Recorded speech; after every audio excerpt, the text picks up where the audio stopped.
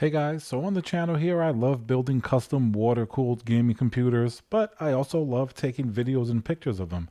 Today, we're going to talk about the Canon 24-70 2.8 RF lens. This is an absolute beast of a lens. It's for the mirrorless system like the Canon EOS R. So let's talk about a few reasons why I like it and a few reasons why I don't like it. So let's get started.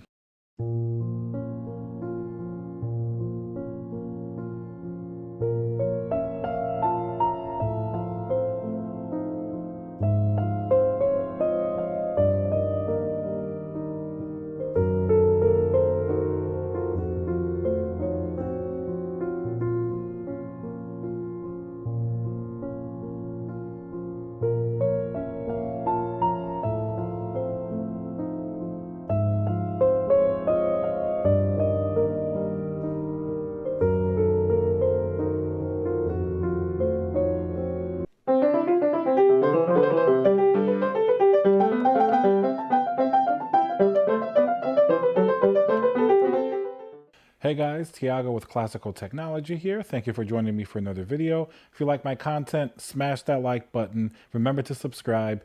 Leave a comment below. All right guys, so I'm going to give you 3 reasons why I love this Canon 24-70 and 3 reasons why I don't. A little background, the Canon mirrorless system is sort of Canon's entry. The Canon EOS R is their first mirrorless camera along with the Canon RP. If you guys are into cameras, you see that Canon's going to be releasing their R5 mirrorless camera, which is going to be an absolute beast of a camera. It's going to be 8K. It's going to have IBIS, which is in-body image stabilization. So basically everything that the current crop of Canon bodies are missing, that one seems to have it in spades. It's going to crush the market if the specs and rumors are true. Anyway, having said that, Canon released their best lenses for this RF system before they released their best bodies. Now, this leaves us with some really good glass. For example, the 24-70 2.8 is generally considered part of the Trinity or the Holy Trinity of lenses, which is going to be something like a 16-35, 24-70, then a 70-200. Basically, all of the lenses that cover a wide scope of any focal range that you may need. So, of course, 16-35 is good for landscapes or even getting some epic shots. It's nice and wide. But generally, the best range is going to be that 24-70 because it's the most versatile. You can still get fairly wide at 24 millimeters, and then you can get close up for a portrait-like picture or something like that at 70 millimeters. Now, this lens is a 2.8, which is pretty much in line with high-end lenses of years past. The big difference here is that it has image stabilization. So the first thing that I love about this lens is going to be the image stabilization. Now, the current crop of Canon bodies do not have any stabilization at all. For example, the Panasonic G5, which is a much older and cheaper camera, has one of the best image stabilized bodies I've ever seen, along with the S1H and the Sony a7 III. Stabilization's not as good on the Sony as the Panasonics, but it's still better than nothing. So having said that, my primary goal for having image stabilization is that I really want to be able to do some nice handheld sort of B-roll shots of like computer parts. Imagine like a video card on a desk or something like that. Some really smooth shots, which is very hard to do on a gimbal when you're close up in tight quarters. So if the camera has stabilization, it's going to help a lot. And since these Canon cameras don't, having that stabilization on the lens and its 5 stops in the case of this RF lens is pretty epic. It still doesn't solve the issue of not having it in the camera, but at least it's better than nothing. And that brings us to the first thing I don't like about this lens. And of course, the lens is much better than the bodies, as we've talked about. You know, the Canon cameras out right now can't take advantage of a lens that's this good. So the first disadvantage is going to be that, with a caveat that the price is also really expensive. These are much more expensive than the existing EF lenses.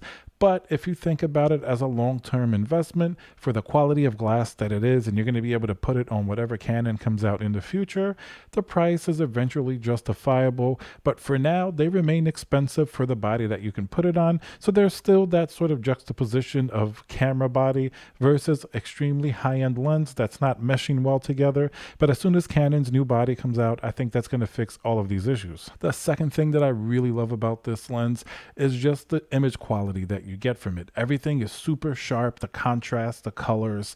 You really have to do very little work. I feel for a lot of the stuff I do, I'll take a picture with good lighting of like computer parts or something like that, and already out of the camera, the lens renders everything so nicely. It really is a very high quality lens. And then the second negative thing about having a lens like this, and once again, a lot of these negatives are going to be tied to the limitations of the current body, so they're going to be addressed whenever Canon's new camera comes out, is that Canon's camera, it really doesn't do 4K 60p, which is essential for slow motion B-roll, especially if you're doing it over really nice computer parts or something like that. You can do 1080p 60 frames per second, but it's just not the same. And if you have a lens that's this expensive and this good, putting it on 1080p, you're really losing some of that fidelity and some of that sharpness. So I really rather have something like the GH5 if I want to do B-roll or something like that, because that's going to do 4K 60p at 10-bit if you have an external recorder. That just shows you how big of a difference there is between bodies, and I really feel because of that, this lens isn't being utilized completely. And the third thing that I really like about this lens is just its overall performance. Now, of course, build quality is fantastic. It's not particularly large. It's very easy to sort of move around. It's not the lightest lens. Overall, its performance across the field is just fantastic. Autofocus is extremely fast and robust. I love the way that it zooms. It's very smooth. I like using that control ring. Of course, it does have its limitations where we get to our last negative point, is that using it for video, as good as this lens is, the image quality is fantastic. It's stabilized. Once again, because of the 4K crop that you have in the Canon cameras, you can't really take full advantage of a lens like this. I mean, the 24 millimeters just ceases to be 24 millimeters. You get a really cropped in image. It's very hard to use in 4K. Of course, you can drop down to 1080p. Some people do. Personally, when I'm working on it at the computer, I can definitely tell the difference between 4K and 1080p. 4K is just a lot sharper. It just looks a whole lot better, especially when you're using glass of this quality. So as you can see, most of these negatives are really pinned on the limitations of the body, as I think the lens is actually extremely good. Across the board, it's sharper than the EF version, which was an excellent and still is an excellent lens to this day. It's going to be sharper and overall have much better image quality, but of course, you're definitely going to be paying for it. So overall, to summarize, would I recommend that people get this lens if they're on the current EOS R? Well, honestly, if you can find the EF version with an adapter for much cheaper, I think maybe that's the way to go for now. But if you're planning on definitely getting the R5 that's coming out, that's also going to be the RF mount, then I think that you can get this lens now, because it's going to be something you can hold on to for 5 or 10 years. It's really that good of a lens. It's epic for the next decade, pretty much.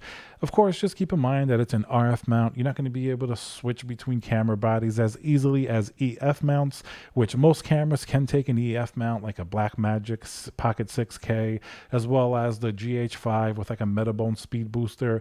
Even the Sony cameras have a Metabones or a Sigma adapter allowing you to use EF lenses. No such thing exists for RF lenses. In fact, the only speed booster that I have that has anything to do with RF is the RF to EF Metabone speed booster, which I can put on the EOS R. So that means any EF lens, it's going to open it up. It's a 0.71 speed booster. So that means it's going to give you a bigger field of view for your EF lenses, as well as an additional stop of light. Of course, you can't use that in any of these RF lenses, which is another little downside. But for now, it's kind of an expensive lens unless you're a professional, you really use your camera a lot. I would just tell you to get the EF version, especially the video capabilities of the EOS R really limit it from being able to take full advantage of this lens. But if you want to future-proof yourself when that new Canon R5 drops with all of its awesome features, it's going to pair extremely well with this lens and be able to take advantage of all the positive things that this lens has. All right, guys, thank you very much for watching. Hope you enjoyed. Remember to smash that like button, subscribe, and I'll see you guys on the next video.